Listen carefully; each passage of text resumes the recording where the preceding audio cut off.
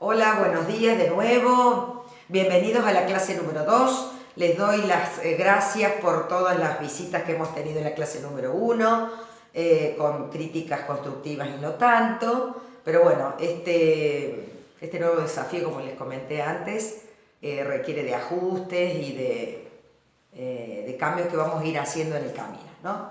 Bueno, esta clase 2 nos convoca para abordar el tema de las escuelas de la psicología. Yo les dije en la clase pasada que muchas veces cuando mencionamos algunos términos, ustedes enfocan en lo más operativo que tiene y pragmático. Cuando les decía campos de aplicación, yo les decía irónicamente, no son campos de soja. Y ahora cuando les digo escuelas de psicología, no son la escuelita, ¿no?, con la banderita arriba, sino que son distintos abordajes que tiene la ciencia, ¿no?, distintos objetos de estudio y distintos métodos de estudio que utilizan. La primera escuela que vamos a abordar es el conductismo. Lo hemos visto en clase, hemos tomado evaluación de eso, por ahí no ha salido muy bien. De hecho, estamos reforzando esto con el canal de YouTube. El conductismo es una escuela, un sistema psicológico que tuvo su auge o se generó, digamos, en las primeras décadas del siglo XX. ¿Por qué Fernández me sitúa en un momento de la historia? Porque todas las corrientes de pensamiento, todas las corrientes científicas, todos los movimientos sociales tienen un fundamento. Y en este caso, primeras décadas del siglo XX, el conductismo surge para dar respuesta o por intereses generados a partir de la necesidad de buscar resultados.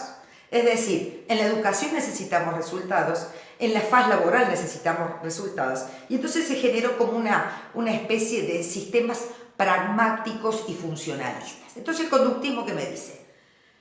Yo necesito resultados y a mí, para estudiar la conducta, no me sirve ir a la conciencia que se transforma como en una caja negra donde no sé lo que sucede.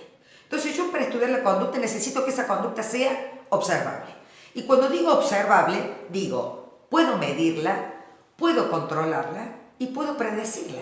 Es decir, el modelo por excelencia del conductismo es el estímulo y la respuesta.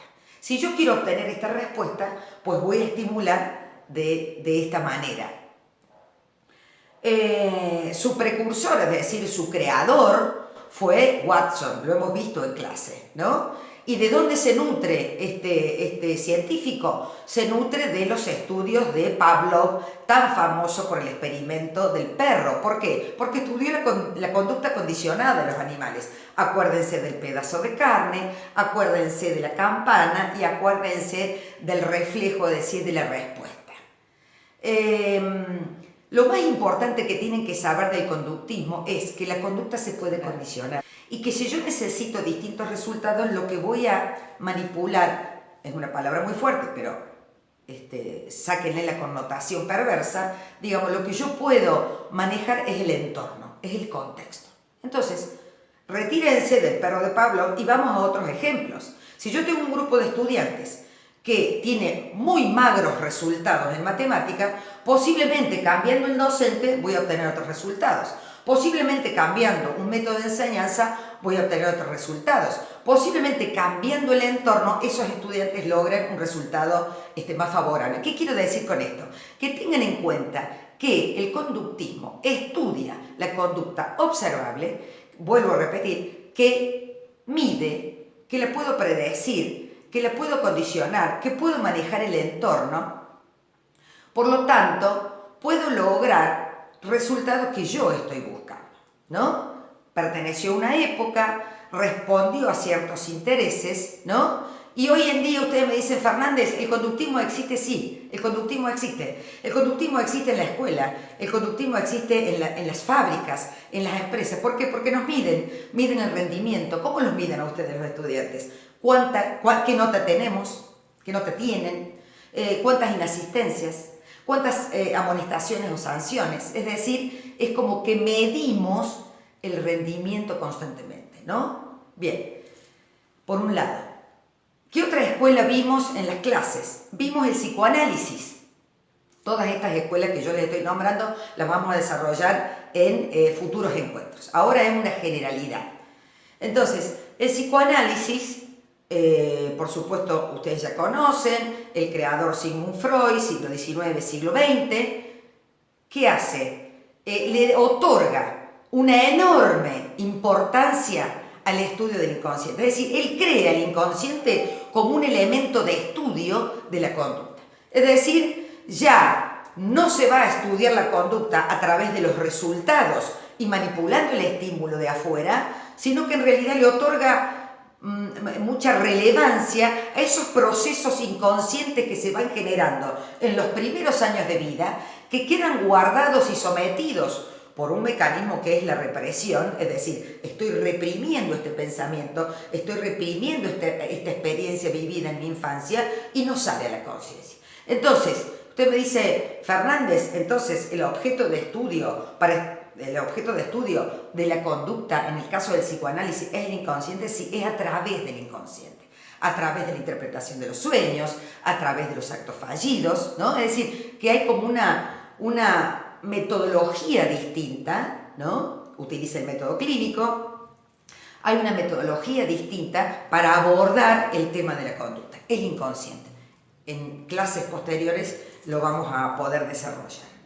Después vimos la escuela cognitiva, es decir, acá, finales del siglo XX, la escuela cognitiva le da exclusiva importancia a los procesos mentales. Es decir, aquella caja negra que el conductismo no tomaba en cuenta porque no le interesaba lo que pasaba, la escuela cognitiva lo toma. A ver, es muy importante cómo percibimos, es muy importante cómo sentimos, es muy importante tomar en cuenta estos procesos mentales del ser humano, que es la inteligencia, la memoria, la percepción. A la escuela cognitiva le interesa cómo percibimos, cómo razonamos, cómo pensamos, porque si puede determinar cómo pensamos, podemos desarrollar teorías del aprendizaje para ayudar a ustedes. Si puede determinar cómo percibimos, podemos determinar también estos canales de percepción, ¿no?, que afectan también nuestra vida, porque no solamente se percibe una imagen, una forma,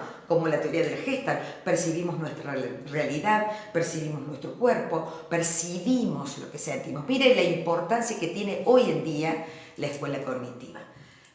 O sea, procesos mentales, inteligencia, memoria, percepción. Le interesa lo que sentimos, cómo razonamos, cómo percibimos. Y por último, vimos la escuela de la Gestalt, que se llama la escuela de la forma, que me indica cómo el ser humano tiene una manera de percibir el todo, ¿no? El todo, con su lema característico que me dice que el todo es más que las partes. ¿Y por qué es importante esta teoría? Porque en la medida en cómo nos percibimos, podemos nosotros también determinar la realidad. ¿Está claro? Entonces, como corolario de esto, es muy escueto pero general. Acuérdense que estos encuentros no reemplazan para nada el estudio, no reemplazan para nada su atención en las clases de esta profesora, no reemplazan el que revisen, ¿no?, sus conceptos, sus cuadros sinópticos en las carpetas. Esto es reforzar, si se quiere, sistematizar y esquematizar este diseño, este espacio curricular que se llama psicología. Entonces, acuérdense, haciendo un acopio. Primera clase, vimos definición, vimos campos de aplicación, ¿no?, de la psicología, vimos métodos y objetos de estudio. Este encuentro hemos visto las distintas escuelas, es decir, las distintas formas de abordaje del estudio de la conducta, ¿no? Vimos conductismo, vimos psicoanálisis, vimos escuela cognitiva y la Gestalt. Después, como tarea, Fernández les dará, por ejemplo, algún cuadro comparativo donde ustedes coloquen la escuela, el método de estudio, ¿no?, el método de estudio y su objeto de estudio, para que en sus cabezas, ¿no?, quede formateado, digamos, este conocimiento. Les agradezco sus visitas, desde ya aportan muchísimo para mí y espero que esto les sirva. Nos vemos en el próximo encuentro.